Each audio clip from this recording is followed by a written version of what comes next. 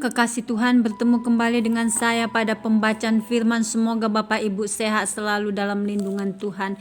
Sebelum membaca firman, kita berdoa terlebih dahulu. Tuhan akan menjaga keluar masukmu dari sekarang sampai selama-lamanya. Urapi kami ya Allah Roh Kudus dengan seluruh pendengar yang mendengarkan firman. Terangi hati dan pikiran kami saat membaca firman ini. Kami mulai pembacaan firman hanya di dalam nama Tuhan Yesus yang maha suci, maha dahsyat, maha ajaib. Haleluya. Amin. Lukas 22. Rencana untuk membunuh Yesus. Hari raya roti tidak beragi yang disebut Paskah sudah dekat. Imam-imam kepala dan ahli-ahli Taurat mencari jalan bagaimana mereka dapat membunuh Yesus, sebab mereka takut kepada orang banyak. Yudas mengkhianati Yesus, maka masuklah iblis ke dalam Yudas yang bernama Iskariot, seorang dari ke-12 murid itu. Lalu pergilah Yudas kepada imam-imam kepala dan kepala-kepala pengawal bait Allah dan berunding dengan mereka bagaimana ia dapat menyerahkan Yesus kepada mereka. Mereka sangat gembira dan bermufakat untuk memberikan sejumlah uang kepadanya. Ia menyetujuinya dan mulai dari waktu itu ia mencari kesempatan yang baik untuk menyerahkan Yesus kepada mereka tanpa setahu orang banyak. Persiapan untuk makan Paskah. Maka tibalah hari raya roti tidak beragi, yaitu hari di mana orang harus menyembelih domba Paskah. Lalu Yesus menyuruh Petrus dan Yohanes, katanya, "Pergilah, persiapkanlah perjamuan Paskah bagi kita supaya kita makan." Kata mereka kepadanya, "Di manakah engkau kehendaki kami mempersiapkannya?" Jawabnya, "Apabila kamu masuk ke dalam kota, kamu akan bertemu dengan seorang yang membawa kendi berisi air. Ikutilah dia ke dalam rumah yang dimasukinya. Dan katakanlah kepada tuan rumah itu, Guru bertanya kepadamu, di manakah ruangan tempat aku bersama-sama dengan murid-muridku akan makan Paskah? Lalu orang itu akan menunjukkan kepadamu sebuah ruangan atas yang besar yang sudah lengkap. Disitulah kamu harus mempersiapkannya." Maka berangkatlah mereka dan mereka mendapati semua seperti yang dikatakan Yesus kepada mereka. Lalu mereka mempersiapkan Paskah.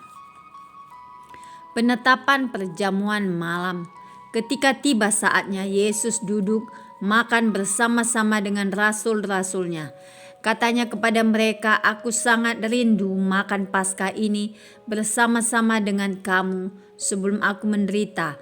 Sebab aku berkata kepadamu, aku tidak akan memakannya lagi sampai ia beroleh kegenapannya dalam kerajaan Allah."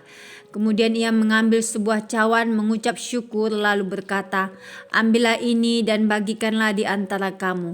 Sebab aku berkata kepada kamu, mulai dari sekarang ini aku tidak akan minum lagi hasil pokok anggur sampai kerajaan Allah telah datang." Lalu ia mengambil roti, mengucap syukur, memecah-mecahkannya dan memberikannya kepada mereka, katanya, "Inilah tubuhku yang diserahkan bagi kamu, perbuatlah ini menjadi peringatan akan aku." Demikian juga dibuatnya dengan cawan sesudah makan. Ia berkata, "Cawan ini adalah perjanjian baru oleh darahku yang ditumpahkan bagi kamu. Tetapi lihat, tangan orang yang menyerahkan aku ada bersama dengan aku di meja ini.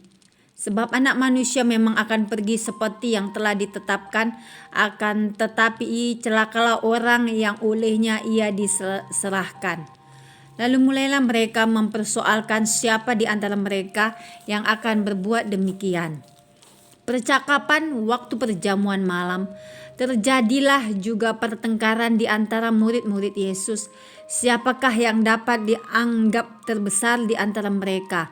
Yesus berkata kepada mereka, "Raja-raja bangsa-bangsa memerintah rakyat mereka, dan orang-orang yang menjalankan kuasa atas mereka disebut pelindung-pelindung.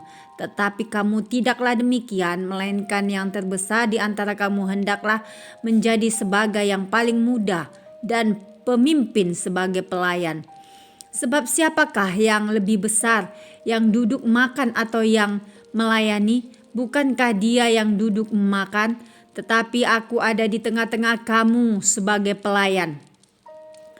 Kamulah yang tetap tinggal bersama-sama dengan aku dalam segala pencobaan yang aku alami, dan aku menentukan hak-hak kerajaan bagi kamu, sama seperti Bapakku menentukannya bagiku, bahwa kamu akan makan dan minum semeja dengan aku di dalam kerajaanku, dan kamu akan duduk di atas tahta untuk menghakimi ke-12 suku Israel.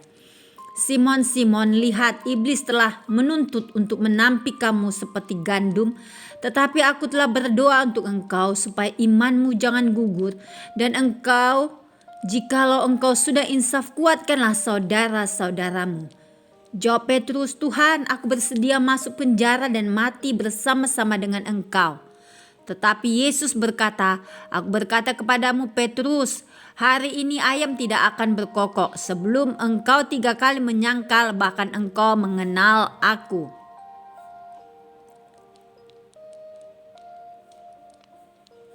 Lalu ia berkata kepada mereka, ketika aku mengutus kamu dengan tiada membawa pundi-pundi bekal dan kasut, adakah kamu kekurangan apa-apa? Jawab mereka, suatu pun tidak, katanya kepada mereka. Tetapi sekarang ini siapa yang mempunyai pundi-pundi, hendaklah ia membawanya. Demikian juga yang mempunyai bekal. Dan siapa yang tidak mempunyainya, hendaklah ia menjual jubahnya dan membeli pedang. Sebab aku berkata kepada kamu bahwa nas kitab suci ini harus digenapi padaku. Ia akan terhitung di antara pemberontak-pemberontak. Sebab apa yang tertulis tentang aku sedang digenapi. Kata mereka, Tuhan, ini 2 pedang. Jawabnya, sudah cukup. Di taman Getsemani. Lalu pergilah Yesus keluar kota, dan sebagaimana biasa ia menuju Bukit Zaitun, murid-muridnya juga mengikuti dia. Setelah tiba di tempat itu, ia berkata kepada mereka, berdoalah supaya kamu jangan jatuh ke dalam pencobaan. Kemudian ia menjauhkan diri dari mereka kira-kira sepelempar batu jaraknya. Lalu ia berlutut dan berdoa, katanya, ya Bapakku, jikalau engkau mau, ambillah cawan ini daripadaku. Tetapi bukanlah kehendakku, melainkan kehendakmu lah yang terjadi. Maka seorang malaikat dari langit menampakkan diri kepadanya untuk memberi kekuatan kepadanya. Ia sangat ketakutan dan makin bersungguh-sungguh berdoa. Peluhnya menjadi seperti titik-titik darah yang bertetesan ke tanah. Lalu ia bangkit dari doanya dan kembali kepada murid-muridnya. Tetapi ia mendapati mereka sedang tidur karena duka cita. Katanya kepada mereka, mengapa kamu tidur? Bangunlah dan berdoalah, supaya kamu jangan jatuh ke dalam pencobaan. Yesus ditangkap. Waktu Yesus masih berbicara, datanglah serombongan orang, sedang muridnya yang bernama Yudas, seorang dari ke-12 murid itu berjalan di depan mereka. Yudas mendekati Yesus untuk menciumnya. Maka kata Yesus kepadanya, hai Yudas, engkau menyerahkan anak manusia dengan ciuman. Ketika mereka yang bersama-sama dengan Yesus melihat apa yang akan terjadi, berkatalah mereka, Tuhan, mestikah kami menyerang mereka dengan pedang? Dan seorang dari mereka menyerang hamba imam besar, sehingga putus telinga kanannya. Tetapi Yesus berkata, sudahlah itu. Lalu ia menjamah telinga orang itu dan menyembuhkannya. Maka Yesus berkata kepada imam-imam kepala dan kepala-kepala pengawal bait Allah serta tua-tua yang datang untuk menangkap dia, katanya, sangkamu aku ini penyamun, maka kamu datang lengkap dengan pedang dan pentung? Padahal tiap-tiap hari aku ada di tengah-tengah kamu di dalam bait Allah, dan kamu tidak menangkap aku. Tetapi inilah saat kamu, dan inilah kuasa kegelapan itu. Petrus menyangkali Yesus. Lalu Yesus ditangkap dan dibawa dari tempat itu. Ia digiring ke rumah imam besar dan Petrus mengikut dari jauh. Di tengah-tengah halaman rumah itu orang memasang api dan mereka duduk mengelilinginya. Petrus juga duduk di tengah-tengah mereka. Seorang hamba perempuan melihat dia duduk dekat api. Ia mengamat-amatinya lalu berkata, juga orang ini bersama-sama dengan dia. Tetapi Petrus menyangkal, katanya, bukan, aku tidak kenal dia. Tidak berapa lama kemudian seorang lain melihat dia lalu berkata, engkau juga seorang dari mereka. Tetapi Petrus berkata, bukan, aku tidak. Dan kira-kira sejam kemudian seorang lain berkata dengan tegas, sungguh orang ini juga bersama-sama dengan dia, sebab ia juga orang Galilea. Tetapi Petrus berkata, bukan, aku tidak tahu apa yang engkau katakan. Seketika itu juga, sementara ia berkata, berkokoklah ayam. Lalu berpalinglah Tuhan memandang Petrus. Maka teringatlah Petrus bahwa Tuhan telah berkata kepadanya, sebelum ayam berkokok pada hari ini engkau telah 3 kali menyangkal aku. Lalu ia pergi keluar dan menangis dengan sedihnya. Yesus di hadapan mahkamah agama, dan orang-orang yang menahan Yesus mengolok-olokkan dia dan memukulinya. Mereka menutupi mukanya dan bertanya, cobalah katakan siapakah yang memukul engkau? Dan banyak lagi hujat yang diucapkan mereka kepadanya. Dan setelah hari siang berkumpullah sidang para tua-tua bangsa Yahudi dan imam-imam kepala dan ahli-ahli Taurat, lalu mereka menghadapkan dia ke mahkamah agama mereka. Katanya, jikalau engkau adalah Mesias, katakanlah kepada kami. Jawab Yesus, sekalipun aku mengatakannya kepada kamu, namun kamu tidak akan percaya. Dan sekalipun aku bertanya sesuatu kepada kamu, namun kamu tidak akan menjawab. Mulai sekarang anak manusia sudah duduk di sebelah kanan Allah yang maha kuasa. Kata mereka semua, kalau begitu engkau ini anak Allah. Jawab Yesus, kamu sendiri mengatakan bahwa akulah anak Allah. Lalu kata mereka, untuk apa kita perlu kesaksian lagi? Kita ini telah mendengarnya dari mulutnya sendiri. Amin. Terima kasih ya Bapak yang maha dahsyat, maha ajaib. Kami sudah memperdengarkan dan mendengarkan firman hari ini. Berkati para pendengar channel YouTube ini. Berikan kesehatan yang baru, iman yang baru, rezeki yang baru dalam menjalani kehidupan hari ini.